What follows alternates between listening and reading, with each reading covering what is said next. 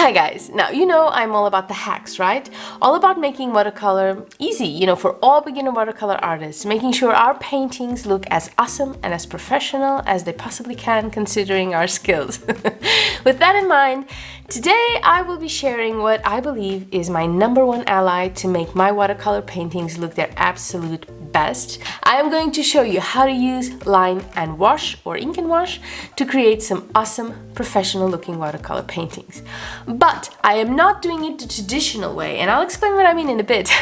I'll show you all the materials I use and the best techniques to do it. We will see the before and the after, and before we are done, you will be able to use line and wash like a pro to take your watercolor paintings up a notch, or 10.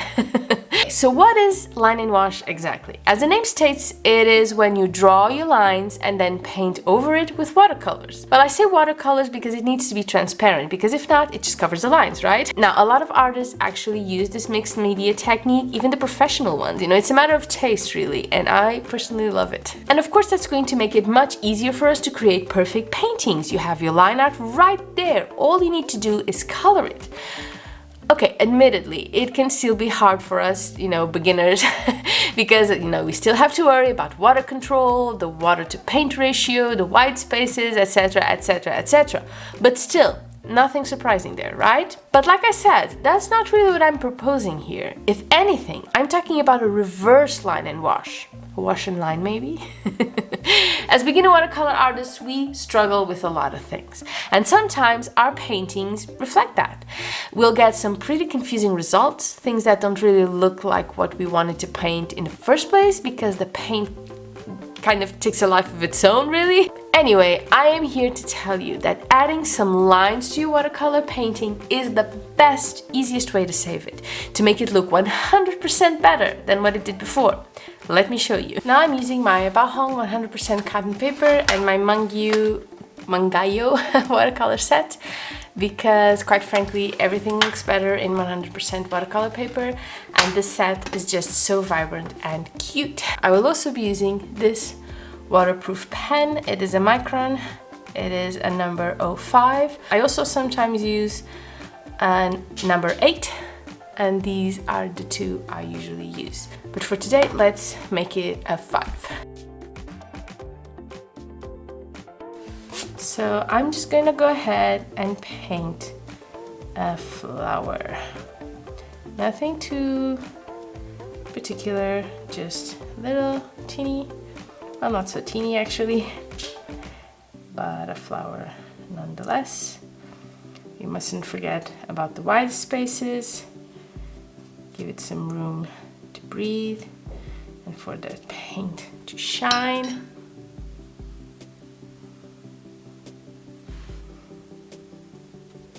Some people do it all in one go. I'd rather go in with one detail at a time.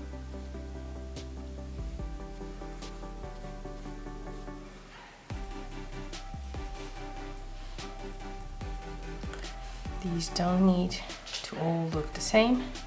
In fact, it's best if they don't, while our paint is still wet. Create some nice little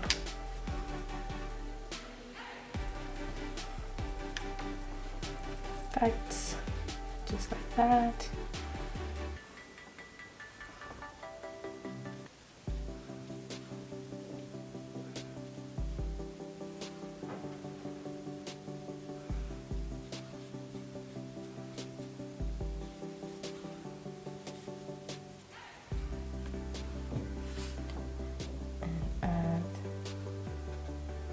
Some blue.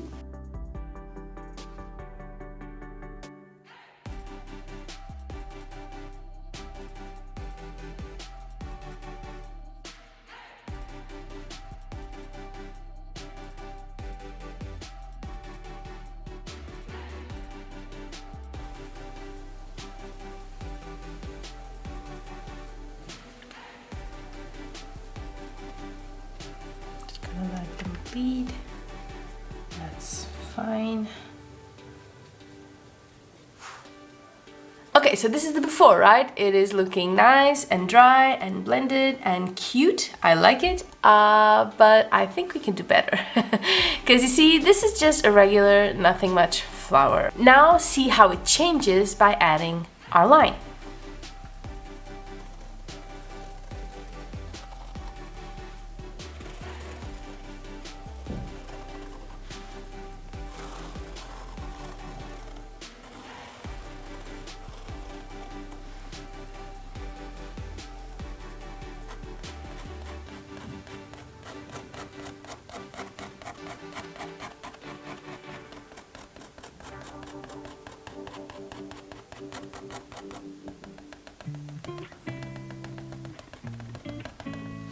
Do you see how I'm just doing some relaxed lines?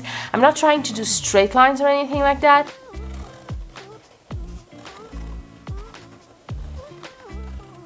And that's because I want that sketchy look, you know, those casual, relaxed lines, sometimes even more than one at a time. You know, that's the look I'm after. Straight, perfect lines are boring and make things look kind of rigid and cold even. Sketchy lines make it look like it's moving almost. It makes such a big statement.